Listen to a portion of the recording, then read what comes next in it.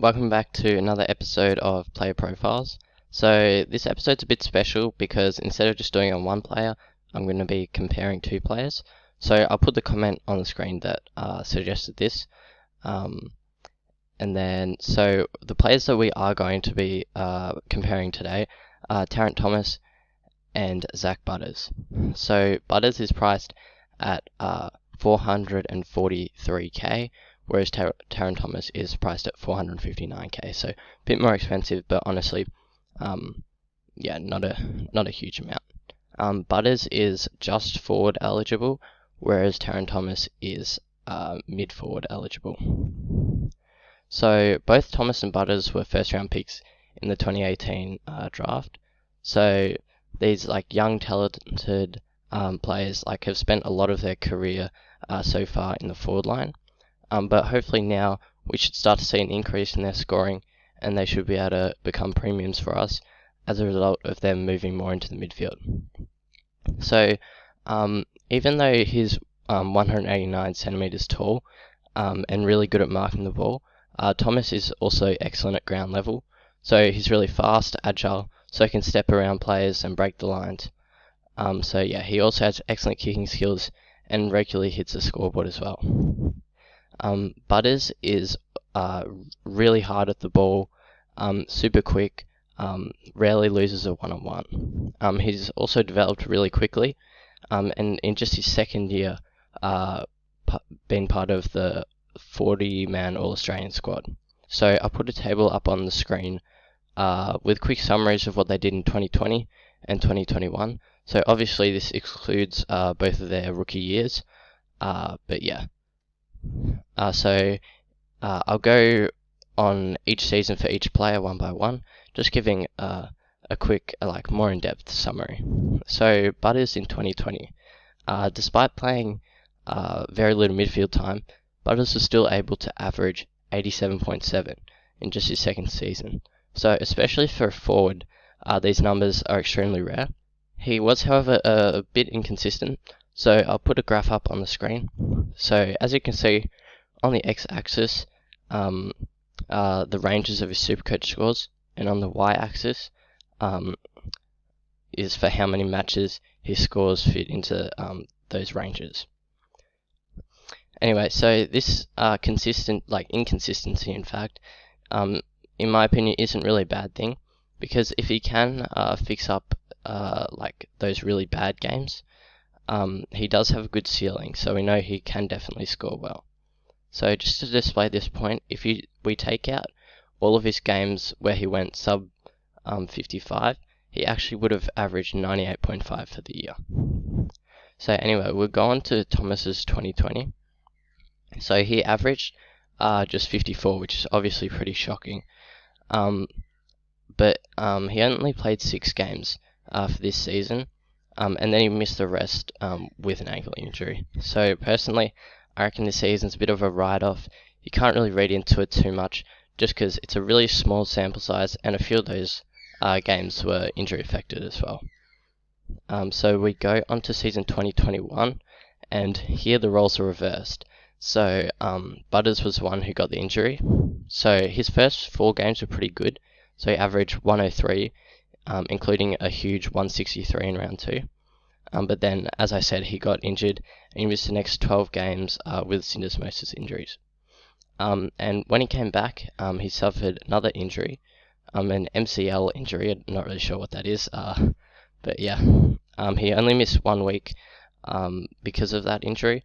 But from that point on, he wasn't up to his best. Obviously, even the best players last year, like we saw Dunkley and Neil, they got injured for a long period of time and mid-season, so it's really hard to return to your best after that. And yeah, as a result, Butters only averaged 67 for the rest of the season. But as I said with Thomas's 2020, bit of a write-off. You can't really read into it that much if they're injured. And now we look into Thomas's 2021, which I reckon is the most interesting. So, like Butters in 2020, Thomas had a huge breakout year. So he took his average up to 84.4. But Actually, this doesn't really paint the full picture. He actually, in my eyes, did a lot better than that. So from round 5 onwards, he actually got a ton of extra mid time. So yeah, it boosted his average from that point to a premium level, which I would say he would be a keeper. So as you can see, I put the graph up from rounds 1 to 5. He averaged 14.6% CBAs and therefore averages 59 points. But as a result of his CBAs increasing to 48.5%, he averaged 92.3 points for the rest of the year, which obviously are premium numbers.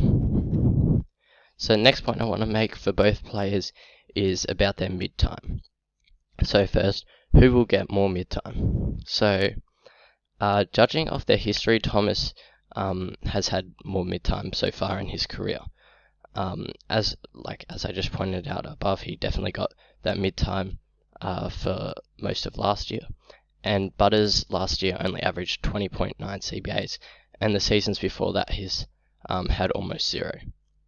However, even though Thomas had a lot of mid time last year, a few players, say Cunnington, Anderson, they were out for large portions of the year. And also the big one is Hugh Greenwood comes into North Melbourne. So I'm not sure if he takes a midfield spot off Thomas.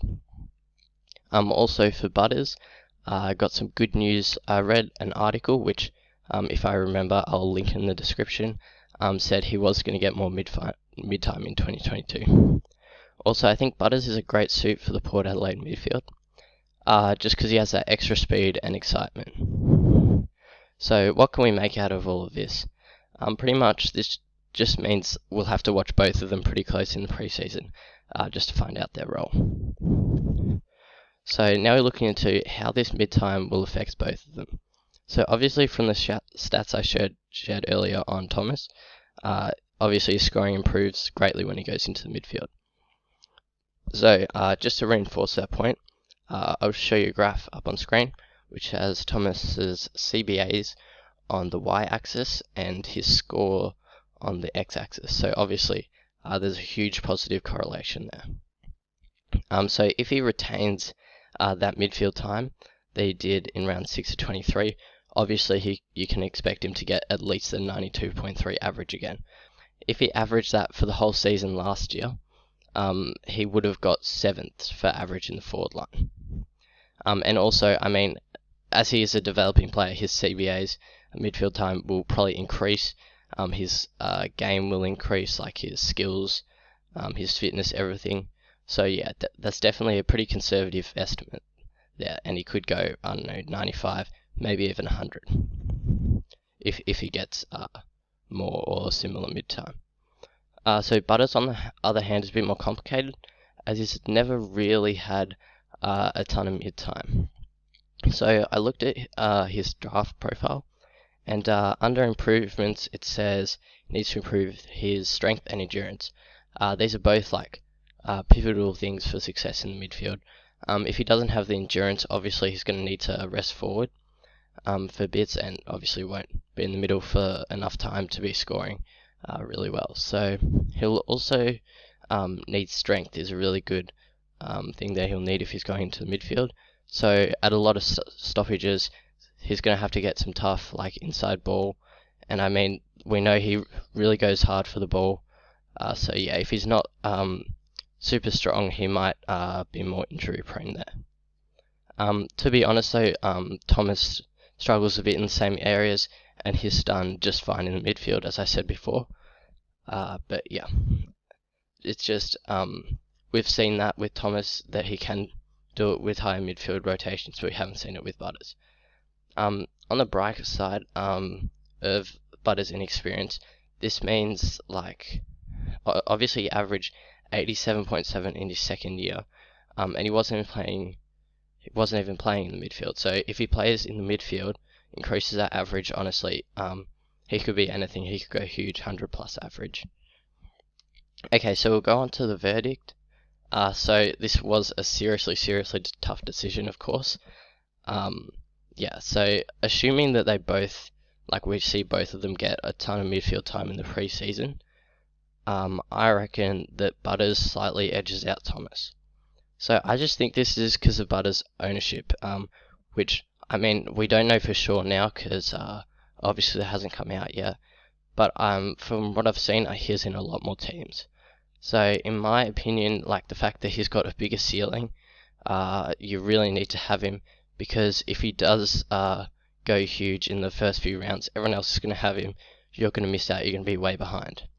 And even like with the durability concerned, because he obviously got injured a ton last year, it's not that bad, because if he does get injured, a lot of people in the same boat. Having said that though, if you do want a pod, I still reckon Thomas is a great option. But anyway, that's the end of the video. Hope you enjoyed. Like, subscribe, and yeah, thanks for watching.